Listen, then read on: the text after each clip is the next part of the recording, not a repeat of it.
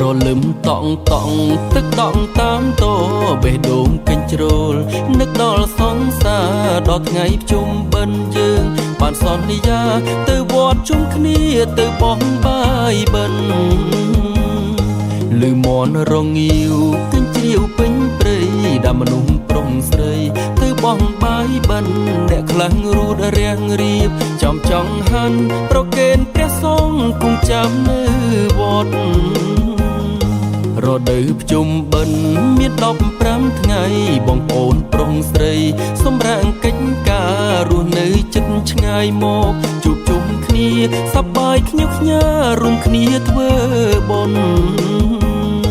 ចំណែកឯខ្ញុំបានជួបសង្សារដែលធ្លាប់ណាត់គ្នាជារៀងរាល់ឆ្នាំតាំងពីបិណ្ឌ1ដល់បិណ្ឌ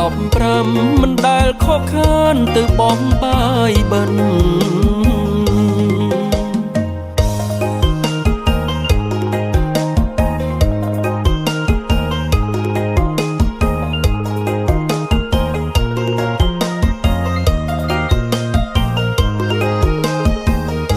រលឹមតង់តង់ទឹកដក់តាមតោបេះដូងកញ្ជ្រោលនឹកដល់សង្សារដល់ថ្ងៃភ្ជុំបិណ្ឌយើងបានសន្យាទៅវត្តជុំគ្នាទៅបោះបាយបិណ្ឌ